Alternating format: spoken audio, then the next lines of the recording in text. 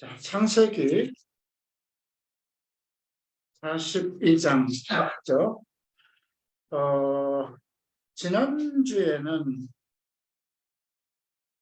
요셉이 이 형제들에게 팔려서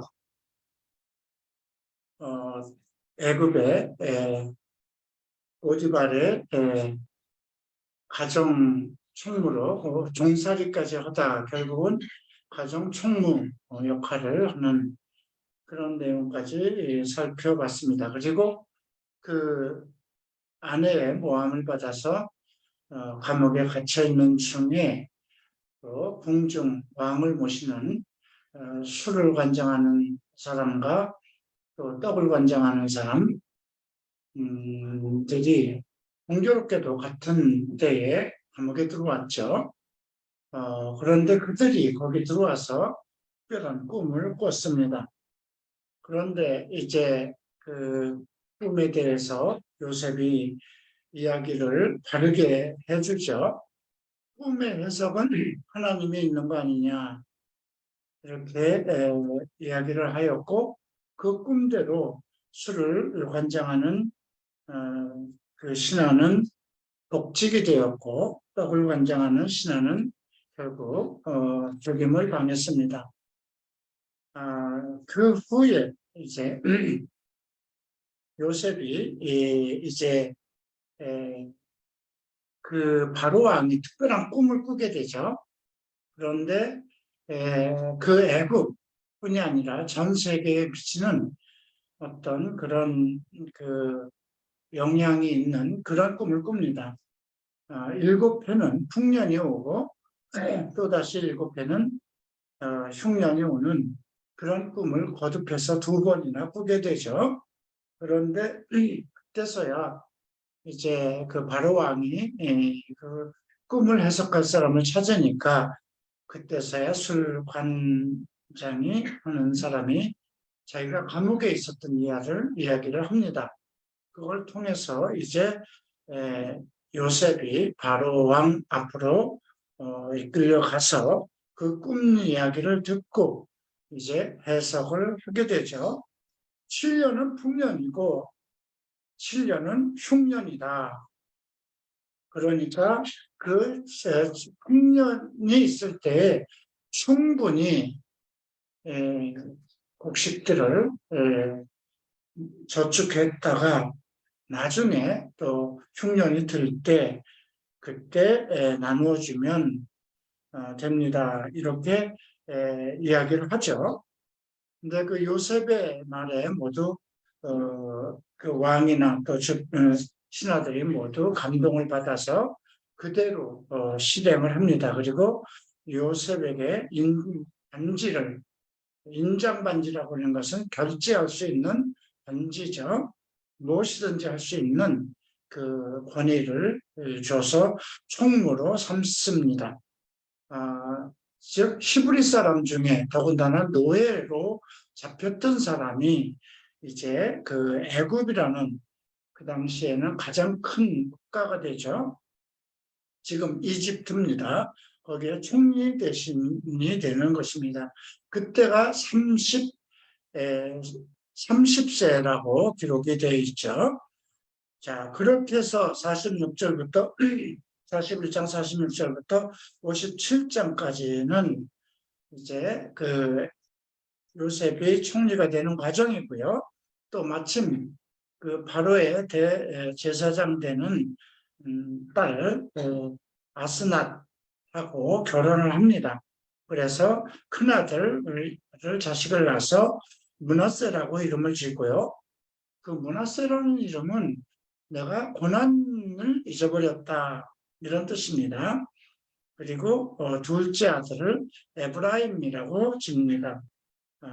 내가 수고한 땅에서 번성하였다는 그런 두 아들을 얻게 됩니다. 그리고 요셉의 말과 같이 바로 흉년이 들기 시작하였죠. 자, 이제 오늘 42장을 봅니다. 근데 애굽만 흉년이 든 것이 아니라 그 인근 모든 땅이 기근이 들었습니다. 그래서 이제 야곱이 이제 그 가나안 땅에 있던 야곱이 애굽의 곡식이 있음을 보고 아들들에게 어찌 너희가 서로 보고 가만히 있느냐. 그렇게 해서 애굽의 곡식이 있으니까 가서 사와라. 그리고 이제 요셉의 형 10사람이 이제 막내 아들 베냐민만 남겨두고 이제 곡식을 사러 보냅니다. 야곱이 베냐민을 보내지 않은 것은 그 형제들에 대한 그 요셉의 형제들이 요셉에게 어떤 해코지 같은 것을 있었을 것이다, 그런 기억을 가지고 있었던 모양이에요. 그래서 이제 그 자기 사랑하는 요셉의 동생 베냐민을 이제 보내지 아니하고 10사람만 보내게 되었죠. 자, 근데 이제 애굽에 도착됐는데 외국에서 곡식을 사러 왔는데 이제 총리 대신 요셉 앞으로 갑니다. 세월이 이제 많이 흘렀기 때문에 형제들은 뭐 알아볼 수가 없죠. 왜냐하면 총리 대신의 위치와 지금 곡식을 사러 간 외국인의 위치가 서로 다르기 때문에 얼굴을 쳐다볼 수도 없는 그런 상황이겠죠. 그래서 이제 그 요셉은 형을 알아보았지만 아는 채 하지 않고 그 요셉이 그들에 대해 꾼 꿈을 생각하고, 이것은 앞에서 언급된 것이죠. 그들에 대한 꿈은 어떤 꿈이었나요? 형들의 곡식단이 내 곡식단을 향해서 절을 하였습니다. 또 하나의 꿈은 해와 달과 여름별이 내 앞에 절을 했다, 이런 꿈이었죠. 그걸로 인해서 형제들에게 미움을 샀던 것인데 그 꿈 이야기가, 꿈을 꾸었던 것이 그때 생각이 나는 것이에요. 그러니까 그대로 성취된 것을 지금 체험하고 있는 것이죠. 그래서 12절에 이렇게 얘기를 합니다. 너희가 이 나라의 틈을 엿보러 온 거 아니냐, 이렇게 얘기를 하죠. 그랬더니 당신의 종 우리들은 12형제로서 가나안 땅 한 사람의 아들들이라. 막내 아들은 오늘 아버지와 함께 있고 또 하나는 없어졌다, 이렇게 얘기를 하죠. 그 또 하나가 요셉인데요. 요셉이 그들에게 내가 너희에게 이르기를 정탐꾼이란 말이 이것이다. 만약에 너희 말이 진실하거든 그것 증명하라. 바로의 생명으로 면사하노니 너희 막내 아우가 여기 오지 아니하면 너희가 여기서 나가지 못할 것이다. 너희 중 하나를, 너희 아우를 데려오게 할 때까지 갇혀 있을 것이다. 그리고 3일 동안을 이제 가둡니다. 자, 18절 봅니다. 사흘 만에 요셉이 그들에게 이르되 나는 하나님을 경외하노니 너희는 이같이 하여 생명을 보존하라. 너희가 확실한 자면, 여기서 확실하다는 말은, 독실하다는, 옛날 성경은 독실하다는 말로 해석이 됐어요. 이 독실하다는 뜻은 청렴한 자, 깨끗한 자, 결백한 자, 강직한 자, 이런 뜻을 얘기하죠. 우리가 나는 독실한 크리스천이다 얘기를 할 때 사용하는 것처럼. 근데 왜 확실한 말로 번역을 했는지 모르겠습니다만, 너희가 독실한 자들이면 너희 형제 중에 한 사람만 옥에 갇히게 하고 너희는 곡식을 가지고 가서 너희 집안의 굶주림을 구하고 막내 아우를 내게 데려와라. 그러면 너희가 독실한 자들임을 알겠다, 이렇게 얘기를 합니다. 이제 그들이 이제 21절에 이렇게 얘기하죠. 우리가 아우의 일로 말미암아 범죄하였도다. 그가 우리에게 애걸할 때에 그 마음의 괴로움을 보고도 듣지 아니하였으므로 이 괴로움이 우리에게 임하도다. 우리말로 인과 응보라는 말이 있죠. 어떤 원인과 결과가 분명히 있는 것. 그래서 르벤이 그들에게 얘기합니다. 내가 너희들에게 죄를 짓지 말라고 하지 않았느냐. 근데도 너희가 듣지 않았기 때문에 이제 그 핏값을 치르게 되었도다. 이렇게 얘기를 하고요. 근데 그들 사이에 통역을 세웠으므로 그들은 요셉이 듣는 줄 알지 못하였더라. 요셉이 그들 사이에. 그러니까 원래 요셉은 다 알아들어요. 그러나 이제 그 총리와 이제 이방인 사이니까 통역을 세웠던 것 같습니다. 그래서 그 형제들은 요셉을 알지 못했죠. 근데 요셉이 이제 너무 벅차죠. 감정이 벅차서 다시 그들을 떠나서 방에 들어가서 울고 다시 돌아와서 시몬을 이제 이끌어냅니다. 감옥에 가뒀었죠. 그 눈앞에서 결박하고 명하여 국물을 그 그릇에 채우게 하고 각 사람의 돈은 그의 자루에 도로 넣게 하고 길 양식을 그에게 주게 하니 그대로 되니라. 이제 시온만 감옥에 가두고 나머지 9 형제를 돌려보냅니다. 근데 이제 여관에 가서 이제 자기네들 나귀에게 먹이를 주려고 자리를 풀어보니까 거기에 그 돈이 그대로 들어있는 거예요. 자기네들이 돈을 주고 사왔는데 돈이 그대로 들어있어서 깜짝 놀라서 이에 그들이 혼이 나서 떨며 서로 돌아보며 말하되 하나님이 어찌하여 이런 일을 우리에게 행하셨는가 하고 이것을 하나님이 행하셨다고 생각합니다. 갑자기 뜻밖의 돈이 생기면 여러분들도 하나님을 믿는 사람들은 그 길거리에서 큰 돈을 얻으면 야 하나님이 우리에게 주셨다 이렇게 생각하지 않겠습니까? 이거를 보다 보니까 과거에 그 이태원에서 갈고리 셰프를 개척하고 그때 17명 정도가 우리가 일본 호라이즌 채플에서 행하는 그 연초에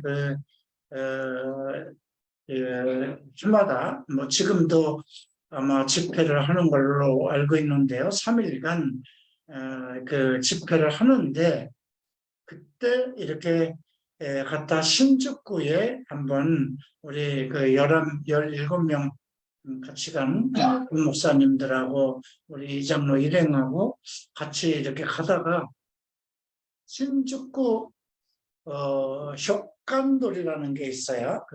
그리고 이제 가부키조로 들어가는 길이 나오는데 바로 그 옆에 이제 파출소가 있었어요. 근데 지갑을 하나 주셨어요. 지갑을 주셨는데 일본 사람이 떨어뜨린 것 같아요. 택시에서 우리가 내렸는데 그리고 이제 다른 사람이 또 택시를 탔으니까 기다리느라고 이제 택시에서 내렸는데 지갑이 떨어져 있어요. 어떤 사람이 아마 거기가 가볍기 좋으니까 우리가 그때가 9시, 8시, 9시였을 것 같아요. 근데 어떤 사람이 잃어버렸는지 근데 지갑을 열어보니까 그 12만 엔인가가 들어있어요. 일본 돈으로 12만 엔이면 지금은 일본 돈이 떨어져서 싼데 그 당시는 12,000원 꼴했어요. 만 엔에 우리나라 돈 12만 원 정도였죠. 근데 그때 지금은 작고하신 분인데 우리 교회의 부목사로 나중에 그 이후에 일본 호라이즌 채플의 선교사로 파송되었던 주성식 목사님이 이제 동행을 했는데 우리 하나님이 이현아 목사님이 가난한 걸 알고 여행에 충분히 쓰라고 돈을 주셨다고. 그 말은 뭐예요? 나보고 그 돈 쓰라고 그러는 거잖아요. 내가 그 얘기로는 그 목사가 그런 소리를 하니까 참 듣기도 좀 그렇고 그래서 그걸 가지고 이제 파출소에 갖다 신고를 했죠. 파출소에 갔더니 만약에 이 주인에게 연락이 안 되면 이제 보관을 국가에서 했다가 한 달인가 석 달인가 있다가 그것을 주순 사람한테 뭐 어떻게 하든가 또 10%는 반드시 주선 사람에게 법적으로 주게 돼 있대요. 그래서 나는 여행 중이라 필요 없다. 그래도 그게 법적으로 그렇게 돼 있어서 그러면 고아원에 주든지 어디에 주겠다고 그걸 사인을 하라 그래요. 그래서 그러면 고아원에 주라 이렇게 사인을 한 일이 있었습니다. 근데 여기 지금 자기네들 자료에 돈이 그대로 있는 거라고 알고 그들이 혼이 나가서 떨며 하나님이 어찌 이런 일을 우리에게 행하셨는가 하고 이런 글이 있네요. 29절 봅니다. 그들이 가나안 땅에 들어와 그들의 아버지 야곱에게 이르러 그들이 당한 일을 자세히 알려 이르되 그 땅의 주인인 그 사람이 엄하게 우리에게 말씀하고 우리를 그 땅에 대한 정탐꾼으로 여기기로 우리가 그러게 우리는 독실한 자들이요 정탐꾼이 아닙니다. 우리는 한 아버지의 아들 12형제로서 하나는 없어지고 막내는 오늘 우리 아버지와 함께 가나안 땅에 있나이다 하였더니 그 땅의 주인인 사람이 우리에게 이르되 내가 이같이 하여 너희가 독실한 자임을 알리리니 너희 형제 중에 하나를 내게 두고 양식을 가지고 가서 너희 집안에 굶주림을 구하고 막내 아우를 내게로 데려오라. 그러면 너희가 정탐꾼이 아니요 독실한 자들임을 내가 알고 너희 형제를 너희에게 돌리리니 너희가 이 나라에서 무역을 하리라 하더이다. 이렇게 이제 아버지한테 얘기하니까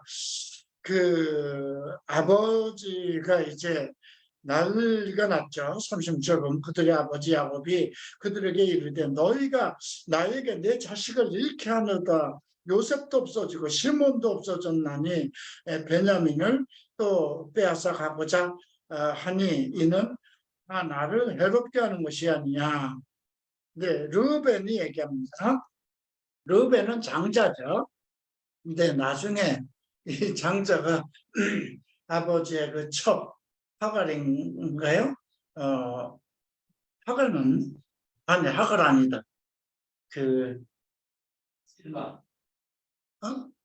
누구죠? 어쨌든 레아의 시녀였어요. 실바인가?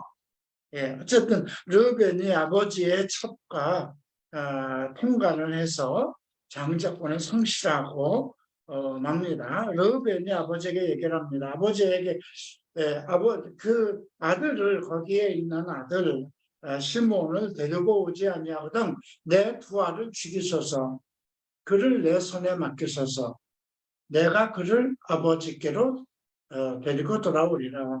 야곱이 내 아들을 너희와 함께 데려가지 못하리니 그의 형은 죽고 그만 남았습니다. 그러니까 베냐민을 안 데려가면 이제 큰일 날 일이 생기니까 이제 그 아들을 데려가겠다는 거죠. 네, 그랬더니 못 데려간다. 그 형도 죽고 이제 얘만 남았는데 어떻게 데려가겠느냐? 너희가 내 흰머리를 슬퍼하며 서울로 내려가게 함이로다. 자, 이제 이렇게 얘기를 하면서 못 데려가게 합니다. 자, 그런데 기근이 점점 심해지죠. 그러니까 이제 또 그 곡식을 다 먹었고 이제 아버지가 다시 얘기를 합니다. 우리를 위하여 양식을 조금 사오라. 그랬더니 유다가 얘기를 합니다. 그 사람이 우리에게 엄히 경고하여 이르되 너희 아우가 너희와 함께 오지 아니하면 너희가 내 얼굴을 보지 못하리라 하였은즉 우리가 아버지께서 우리 아우를 우리와 함께 보내시면 우리가 내려가서 아버지를 위하여 양식을 사려니와 아버지께서 만일 그를 보내지 아니하시면 우리는 내려가지 아니하리니 그 사람이 우리에게 말하기를 너희의 아우가 너희와 함께 오지 아니하면 너희가 내 얼굴을 보지 못하리라 하였습니다. 그때 이스라엘이라는 이름이 나와요. 앞에서는 계속 야곱이라고 나오죠. 네. 근데 우리가 이스라엘이라는 이름은 야곱의 이름을 천사와 싸워서 하나님과 싸워서 이겼다는 그런 이름입니다. 근데 야곱이라는 이름이 나올 때하고 뭐가 다를까요? 야곱은 옛사람의 이름이잖아요. 이스라엘은 하나님을 만난 이후의 이름이에요. 우리가 그 요한복음 21장에도 그 베드로를 부를 때도 그렇게 얘기하죠. 요한의 아들 시몬아 이렇게 얘기하죠. 시몬은 원래 베드로는 예수께서 지어준 이름이에요. 그죠? 반석이라는 이름이고요. 시몬이라는 것은 과거의 육신의 이름입니다. 근데 그 요한의 아들 시몬아 내가 나를 사랑하느냐 이렇게 그 호숫가에서 묻죠. 그러니까 우리가 나를 보고 하나님이 야 희진아 이렇게 물어볼 때는 과거의 내 모습을 부르는 거잖아요. 근데 요나야 이렇게 물어볼 때는 그 목사로서의 나를 이게 믿음의 사람으로서 나를 부르는 거겠죠. 우리가 성경을 볼 때 같은 사람인데 이름이 다르게 부르는 것, 기록된 걸로 인해서 지금 그 상황이 어떻게 전개되고 있는 것을 좀 이해하면서 이걸 봐야 돼요. 이스라엘이 이르되 너희가 어찌하여 너희에게 또 다른 아우가 있다고 그 사람에게 말하여 나를 괴롭게 하느냐. 그들이 이르되 그 사람이 우리와 우리의 친족에 대하여 자세히 질문하여 이르기를 너희 아버지가 아직 살아계시냐 너희에게 아우가 있느냐 하기로 그 묻는 말에 따라 그에게 대답한 것이니 그가 너희 아우를 데리고 내려오라 할 줄을 우리가 어떻게 알았습니까? 그리고 이제 유다가 얘기를 합니다. 그의 아버지 이스라엘에게 이를 때 저 아이를 만나 함께 보내시면 우리가 곧 가리니 그러면 우리와 우리 아버지와 우리 어린아이들이 다 살고 죽지 아니하리라. 내가 그를 위하여 담보되리니 아버지께서 내 손에서 그를 찾으소서. 내가 만일 그를 아버지께 데려다가 아버지 앞에 두지 않으면 내가 영원히 죄를 지으리다. 지금 르우벤의 제안과 유다의 제안이 뭐가 다를까요? 르우벤은 지금 베냐민을 데려가서 그 나머지 형제를 같이 데리고 살려서 데려오지 않으면 내 아들의 생명을 아버지께 맡기겠습니다. 그들 내 두 아들을 죽이세요. 네. 그렇게 내 아들, 자기 아들을 담보한다고 그랬어요. 생명을. 그랬더니 야곱이 막 화를 냈어요. 근데 여기서 유다가 이제 얘기를 합니다. 내가 나를 담보하겠다고 합니다. 예, 그래서 만일 데려오지 못하면 내가 영원히 죄를 지으리다. 만약에 살리면 그러면 우리 아버지와 우리 어린아이들이 다 살고 죽지 않냐. 자, 르벤의 대답 어떻게 보면 같은 것인 것 같지만 야곱에게 볼 때는 르벤의 두 아들이나 마찬가지잖아요. 그죠? 손주들이잖아요. 하나들을 르벤이 내 두 아들을 담보로 한다고 그랬어요. 그지? 그 말이 안 되는 거잖아요. 근데 이러다는 내가 죽겠습니다. 내가 죽고 다 살리겠습니다. 이거예요. 우리 어린아이들이 살고 죽지 않을 것이다. 내가 내 목숨을 담보하리라. 그래서 이 유다 지파에서 예수 그리스도가 오는 거잖아요. 우리가 앞에서 38장에서 다말에 대한 내용을 메시아의 족부에 들어간 다말을 보았는데 유다의 그 며느리였고 그랬는데 결국은 그 다말을 통해서 베레스를 낳았죠. 자, 그런 10절에 보니까 우리가 지체하지 아니했던 벌써 두 번이나 갔다 왔을 것입니다. 그들이 아버지 이스라엘에게 이르되 그러할진대 이렇게 하라. 너희는 이 땅의 아름다운 속산을 그릇에 담아가지고 내려가서 그 사람들에게 예물을 드리고 조금 유향 조금과 꿀 조금과 향품 몰약과 유향나무 열매와 밤복숭아니라. 자, 여기 보면 기근이 들어서 양식이 없는데 지금 여기 보면 아주 귀한 것이 있어요. 유향도 있고 또 향품도 있고 몰약도 있고 유향나무도 있고 한복숭아도 있고. 여러분, 기근이 들어서 양식이 없어진다고 해서 집안에 있던 보물이나 그런 것이 없어지는 건 아니죠. 가지고 있는 건 그대로 있는 거죠. 아니, 그걸 팔아서 양식을 산다고 해도 양식이 없으니까 팔 수도 없는 그런 상황이죠. 너희 손에 갑절의 돈을 가지고, 돈도 많았어요. 예. 너희 자루 아귀에 도로 넣어져 있던 그 돈을 다 가지고 다시 가지고 가라. 원래 너희가 돈을 주고 샀는데 그 돈이 다시 그 각 사람 아귀의 그 자루 속에 들어 있었잖아요. 그것도 다시 가져가라. 잘못이 있을까 두렵다. 내 아우도 데리고 가. 떠나 다시 그 사람에게 가라. 전능하신 하나님을 찾습니다. 여기에서. 왜 이스라엘로 나왔을까요? 이 상황이 있을 때 야곱은 하나님께 마음속으로 기도하고 있었던 것입니다. 하나님 좋은 길을 주십시오. 가장 좋은 길을 주십시오. 우리가 지금 기근을 통해서 살아야 되는데 거기에 지금 내 아들 시몬이 또 가 있습니다. 근데 베냐민을 또 데려갈 수도 없고 방법을 모르잖아요. 좋은 길을 주십시오. 이렇게 얘기했을 때, 이렇게 하나님에게 마음을 향했을 때 유다가 나온 거예요. 그래서 우리가 이런 그 앞에서 그냥 자기 그 아들이 슬퍼할 때 자기 아들이 사로잡혀 있고 베냐민을 안 데려오면 오지 못할 것이다. 이런 상황 속에서는 그 야곱이 슬퍼하고 있었잖아요. 우리가 어떤 일을 닥칠 때, 뭐 슬픈 일도 닥칠 수 있고, 뭐 기근이나 여러 가지 문제를 닥칠 수도 있어요. 근데 그때 잊어버리지 말아야 되는 것은 하나님을 향한 마음이잖아요.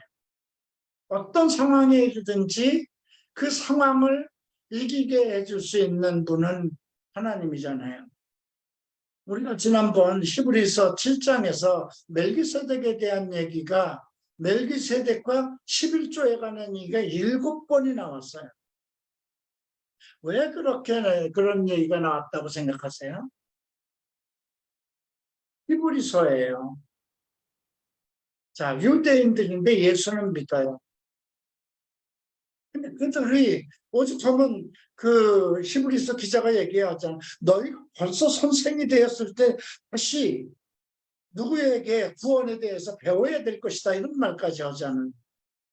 그리고 너희들 역사 속에서 나오는 멜기세덱에 대해서도 잘 알지 못하지 않느냐. 이런 말씀을 하시면서 7장에서 멜기세덱과 아브라함과 관계에서 11조 이야기가 7번이나 나옵니다. 그들은 유대인으로서 예수 그리스도를 믿었지만 예루살렘 성전에 열심히 11조를 갖다 내는 사람들이었어요.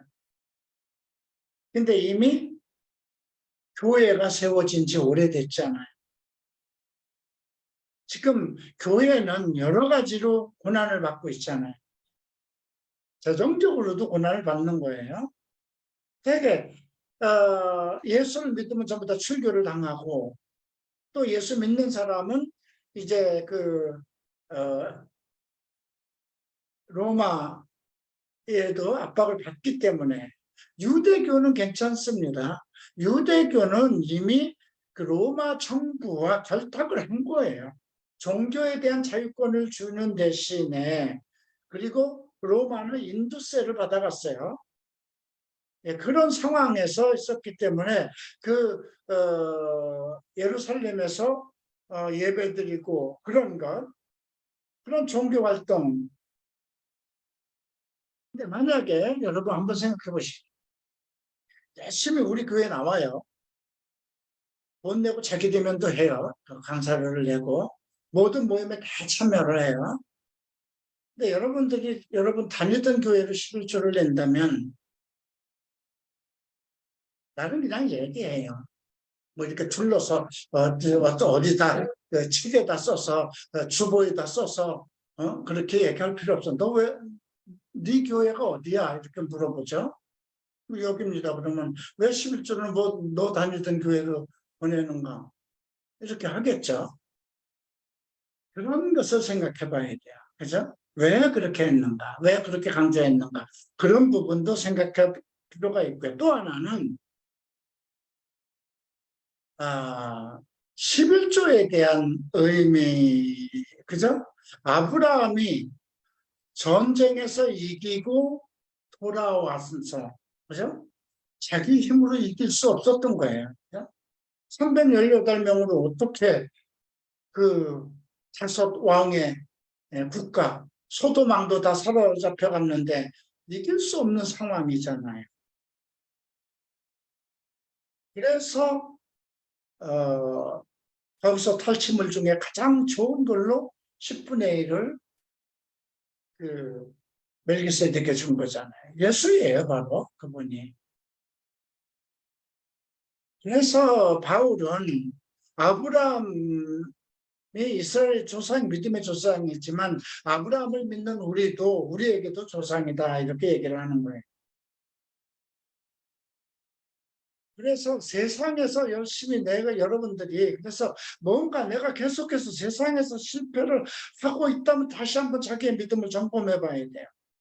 그 중에서 먼저 점검해 볼 것이 11조에 관한 문제예요. 네.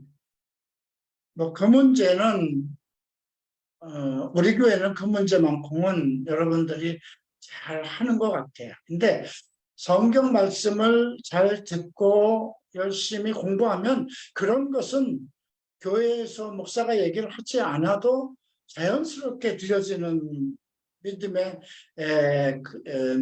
행위라고 할까요? 예. 그래서 이제 그런 부분과 같은 상황을 이제 우리가 볼 수 있는 건데요. 일단 야곱이 그런 극한 슬픔 속에서도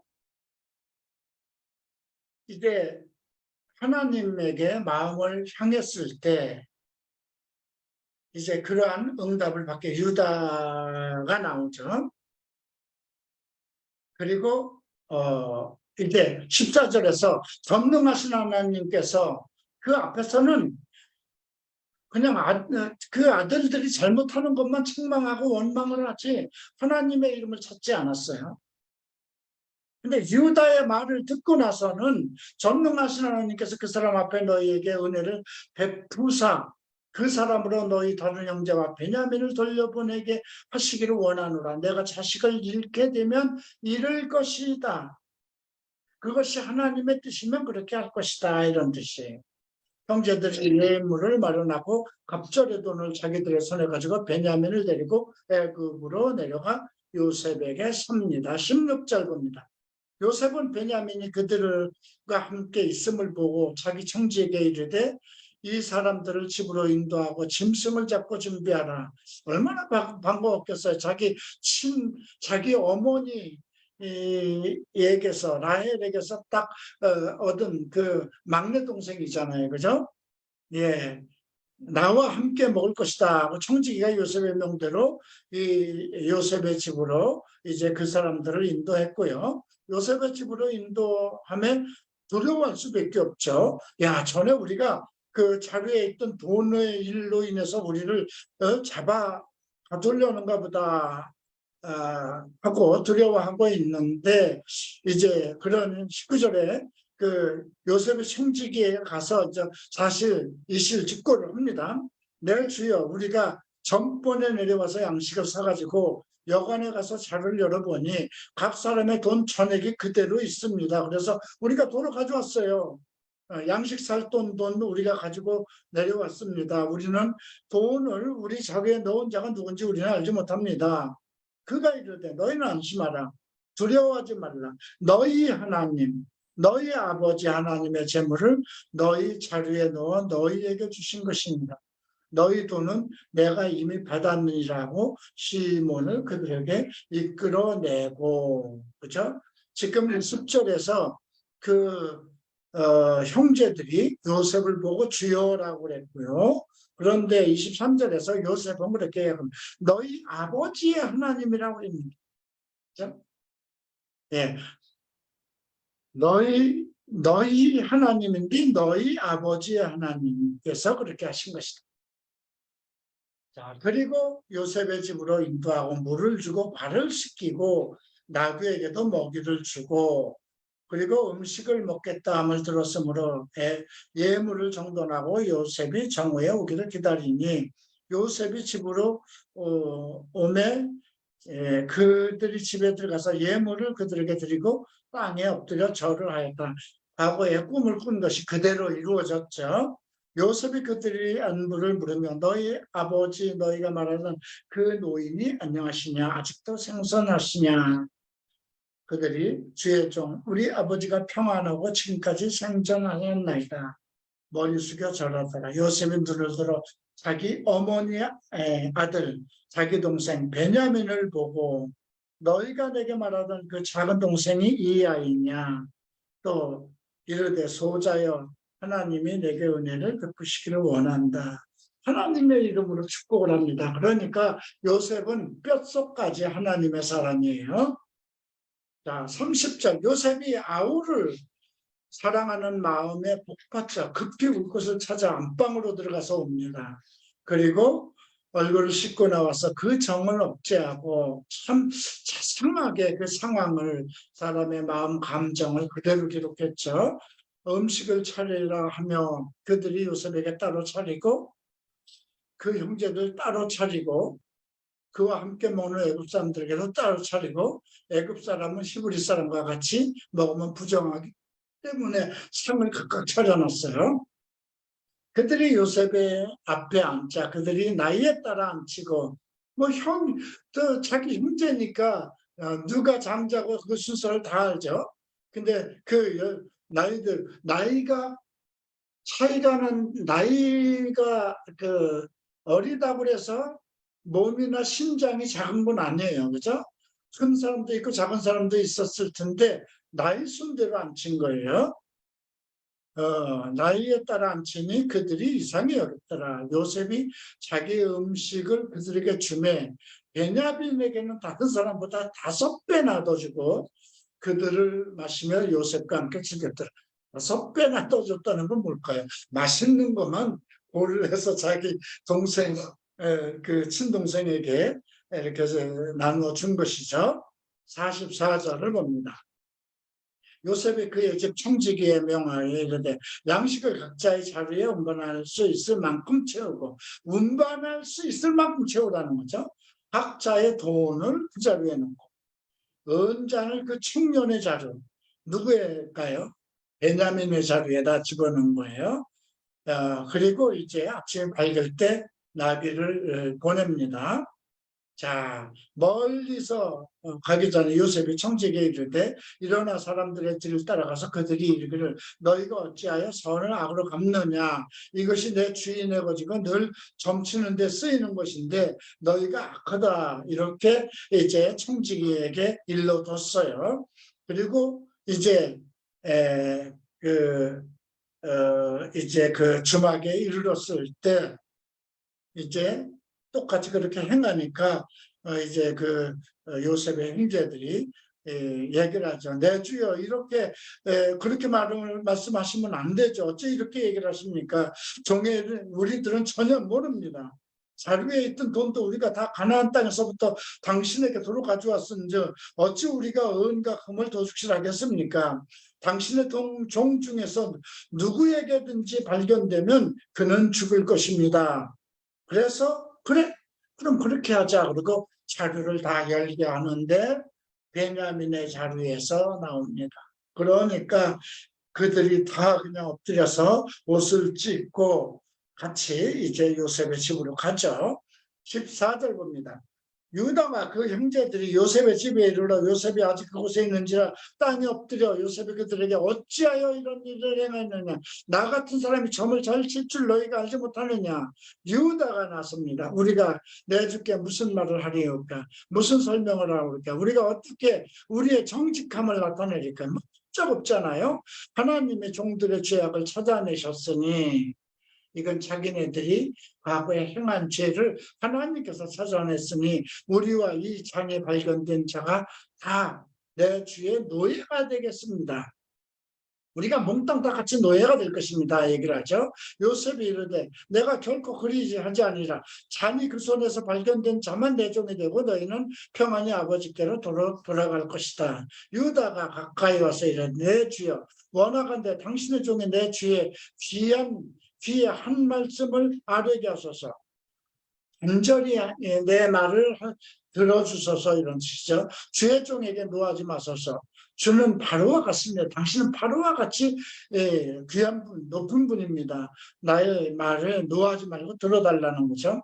이전에 내 주께서 종들에게 물으실 때 너희는 아버지가 있느냐 아우가 있느냐 하시기에 우리가 내 주께 아뢰되 우리가 아버지가 있으니 노이며 그가 또 노년에 얻은 아들 청년이 있으니 그 형은 죽고 그의 어머니가 남긴 것은 뿐이므로 그의 아버지가 그를 사랑하나이다 하였더니 주께서 그 종들에게 이르시되 그를 내게로 데리고 와서 내가 그를 보게 하라 하시기로 우리가 다 주께 말씀드리기를 그 아이는 그의 아버지를 떠나지 못할지니 떠나면 그의 아버지가 죽겠나이다.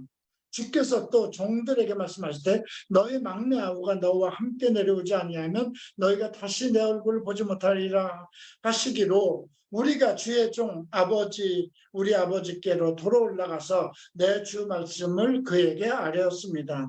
그 후에 우리 아버지가 다시 가서 곡물을 조금 사오라 하시기로 우리가 갈 수 없습니다. 아우와 함께 가지 않으면 그 사람 얼굴을 볼 수 없습니다. 이렇게 얘기했더니 주의 종 우리 아버지가 우리에게 이르되 너희도 알거니와 내 아내가 내게 두 아들을 낳았으는 하나는 내게서 나갔으므로 내가 말하기를 틀림없이 찢겨 죽었다 하고 내가 지금까지 그를 보지 못하였거늘 너희가 이 아이도 내게서 데려가려 하니 만일 재해가 그 몸에 미치면 나의 흰머리를 슬퍼하며 스월로 내려가게 하리라 하니 스월은 지옥입니다. 예, 음부라고도 번역이 되어 있습니다. 아버지의 생명과 아이의 생명이 서로 하나로 묶여 있거늘 이제 내가 주의 종 우리 아버지에게 돌아갈 때에 아이가 우리와 함께 하지 않으면 아버지가 아이의 없음을 보고 죽으리니 이같이 되면 종들이 주의 종 우리 아버지가 흰머리로 슬퍼하며 수월로 내려가게 됩니다. 주의 종이 우리 아버지에게 아이를 담보하기를 내가 이를 아버지께 데려오지 못하면 영원히 아버지께 죄의 짐이 되리라 하였사오니 이제 주의 종으로 그 아이를 대신하여 머물러 있어 내 주의 종이 되게 하시고 그 아이는 그의 형제들과 함께 올려보내소서. 그 아이가 함께 나와 함께 가지 아니하면 내가 어찌 내 아버지께로 올라갈 수 있으리까 두렵건대 재해가 내 아버지에게 미침이다. 자, 이렇게 얘기를 합니다. 자, 오늘 45쪽까지 하겠습니다. 유다가 요셉에게 그렇게 이야기를 했죠. 45장을 봅니다. 요셉이 시종하는 자들 앞에서 그 정을 억제하지 못하고 소리질러 모든 사람을 자기에게 물러가게 하고 형제들에게 자기를 알린 그때에 그와 함께한 다른 사람이 없었더라. 요셉이 큰 소리로 우니 애굽 사람에게 들리며 바로의 궁중에 들려. 바로 왕이 그 같은 궁에 있었으니까요. 그 요셉의 집이 그 근처에 있었는가 보죠. 요셉이 형들에게 이르되 나는 요셉이다. 내 아버지께서 아직 살아계시나이까. 형들이 내 앞에서 놀라서 대답하지 못하더라. 요셉이 형들에게 이르되 내게 가까이 오소서. 그들이 가까이 가니 이르되 나는 당신의 아우 요셉이니 당신들이 애굽에 판지라. 당신들이 나를 이곳에 팔았다 해서 근심하지 마소서. 한탄하지 마소서. 하나님이 이 생명을 구원하고 당신들을 먼저 보내셨나이다. 하나님의 생명을 구원하시려고, 그죠? 하나님의 뜻을 얘기합니다. 이 땅에 2년 동안 흉년이 들었으나 아직 5년은 밭가리도 못하고 추수도 못할지라 하나님의 큰 구원으로 당신들의 생명을 보존하고 당신들의 후손을 세상에 두시려고 나를 당신들보다 먼저 보내셨으니 그런즉 나를 이리 보낸 이는 당신들이 아니요 하나님이시라. 하나님이 나를 바로에게 아버지로 삼으시고 그의 온 집에 주로 삼으시며 애굽의 온 땅에 통치자로 삼으셨나이다. 우리가 이걸 통해서 지금 요셉의 일생을 통해서 하나님의 계획이 그 일생 속에 섭리하는 것을 볼 수가 있습니다. 아마 지금 여러분들은 아직 자기의 인생을 아직 살아가는 이제 시작 단계에 있기 때문에 그런 것을 느끼지 못하겠지만 이 내용들을 볼 때마다 가끔 나는 나를 돌아보게 됩니다. 내가 예수를 발견하기까지, 예수를 믿기까지 어머니를 만나고, 어머니를 여의고, 어머니 돌아가신 이후에, 하나님을 믿지 않던 어머니께서 내가 3년 후에 모든 것이 다 잘 될 것이다는 우리 형제들에게 남긴 그 유언대로 3년 후에 내가 예수를 믿고 그리고 교회를 다니고 그리고 7년 동안이라는 세월을 엄청 부를 누렸죠. 그리고 일본에서 내가 7년 있었습니다. 7년을 바닥을 치는 길거리에서 담배를 주워 필 정도로 먹을 것이 없어서 교회 저녁에 가서 식당을 뒤져보니까 문이 다 닫혔고 냉장고까지 다 쇠로 쇠띠로 잠가놔서 열지도 못하고 정말 전기밥솥이 일본에 그때 있었는데 그 전기밥솥을 얼마나 깨끗이 담아놨는지 정말 그런 상황이었어요. 굶고 그 교회 잘 자리가 없어서 교회 올라가면 새벽 예배 때문에 항상 문을 열어놨는데 뒤에 가면 이 장의자죠. 한국교회는 장의자에 긴 스폰지를 넣은 방석이 긴 게 있어요. 그러니까 추우니까 그걸 덮어야 되는데 여러분 그게 덮여지는 게 아니잖아요. 옆자리 걸 갖다 이렇게 덮어도 그냥 붕 떠버리잖아요.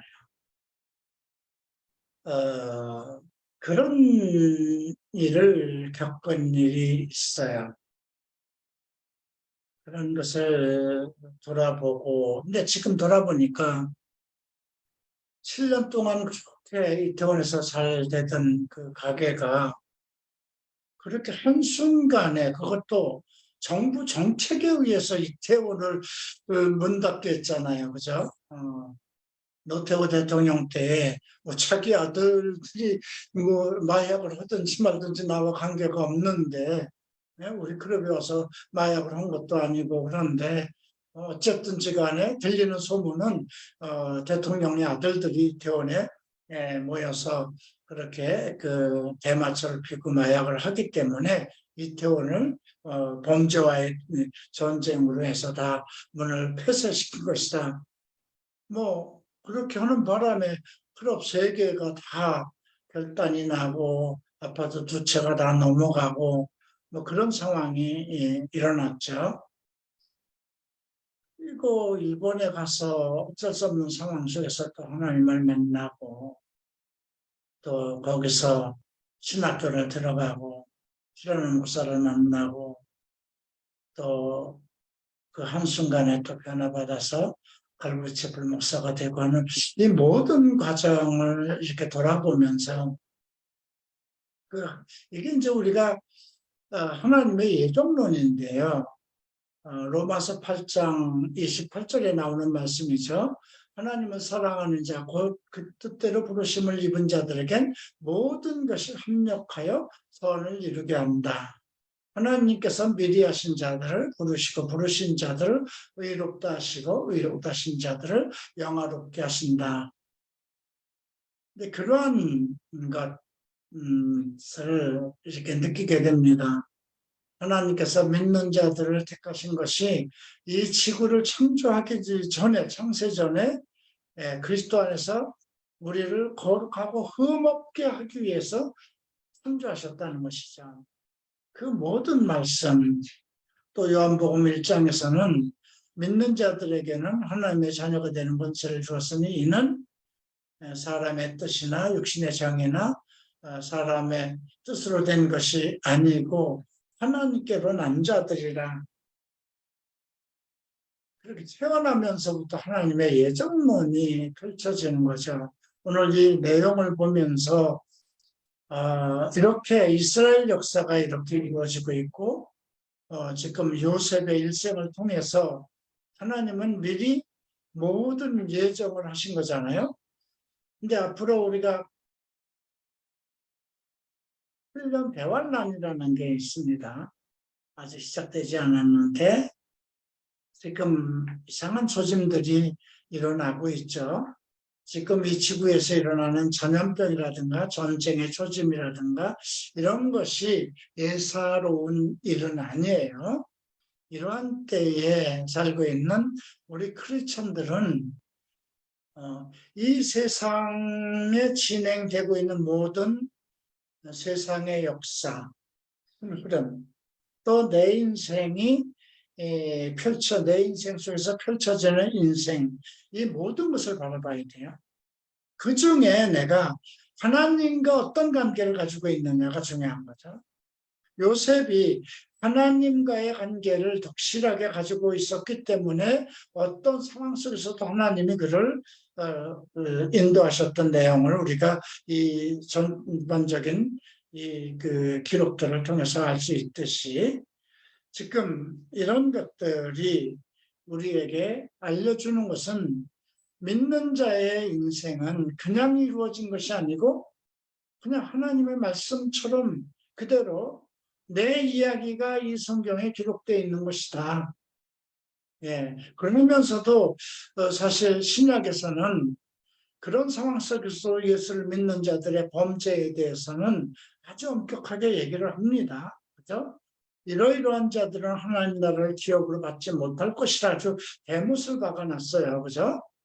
예, 그런 것을 생각할 때 여러분들이 성경의 모든 말씀은 그대로 이루어질 것이라는 그 하나님의 계획과 하나님의 뜻과 하나님의 예정이기 때문에 그 말씀 그대로가 성취될 것이라는 걸 믿고 여러분들이 어떻게 살아갈 것인가를 생각하는 그런 계기가 되어야 되겠죠. 자, 그리고 나서 이제 이제 아버지를 모셔오라고 그럽니다. 지체 말고 내게로 내려와서 손자들과 양들이 다 와서 모든 소유가 고센 땅에 머물며 나와 가깝게 하소서. 흉년이 아직 5해가 남았습니다. 이렇게 얘기를 합니다. 그리고 12절 당신들의 눈과 내 아우 베냐민의 눈이 보는 바 당신들에게 이 말을 하는 것이 내 입이라. 내가 지금 이런 말을 하는 사람이 애굽의 총리라고 하는 거죠. 당신들은 내가 애굽에서 누리는 영화와 당신들이 본 모든 것을 다 아버지에게 아뢰고 속히 모시고 내려오셔서 자기 아우 베냐민의 목을 안고 오니 베냐민도 요셉의 목을 안고 오니라. 요셉이 또 형들과 입맞추어 안고 오니 형들이 그제서야 요셉과 말하더라. 16절 봅니다. 요셉이 형들이 왔다는 소문이 바로 궁에 들린지라. 바로와 그의 신하들이 기뻐하고 바로는 요셉에게 이르되 내 형들에게 말하기를 너희는 이렇게 하여 너의 양식을 싣고 가서 가나안 땅에 이르거든 너희 아버지와 너희 가족을 이끌고 내게로 오라. 내가 너희에게 애굽에 좋은 창을 주리니 너희가 나라에 기름진 것을 먹으시라. 이제 명령을 받았으니 이렇게 하라. 너희는 애굽 땅에서 수레를 가져다 너희 자녀와 아내를 태우고 너희 아버지를 모셔오라. 또 너희의 가구를 아끼지 말라. 온 애굽 땅에 좋은 것이 너희 것이다. 이스라엘의 아들들이 그대로 할세. 요셉이 바로의 명대로 그들에게 수레를 주고 길 양식을 주며 또 그들에게 각기 옷 한 벌을 주되 베냐민에게는 은 300과 옷 5벌을 주었습니다. 또 이같이 그 아버지에게 보내되 순하기 10필과 애굽의 아름다운 물품을 실리고 암나기 10필에는 아버지께서 길에서 드신 곡식과 떡과 양식을 실리고 형들을 보내며 그들에게 당신들은 길에서 다투지 말라. 그들이 애굽에서 올라와 가나안 땅에 들어가서 아버지 야곱에 이르니 알려 요셉이 지금까지 살아있어 애굽 땅의 총리가 되었더이다. 야곱이 그의 말을 믿지 못하고 어리둥절하더라. 뭐 믿을 수 없죠. 사실 여정을 모르니까. 그들이 또 요셉이 자기들에게 부탁한 모든 말로 그들에게 말하되 그들이 아버지 야곱은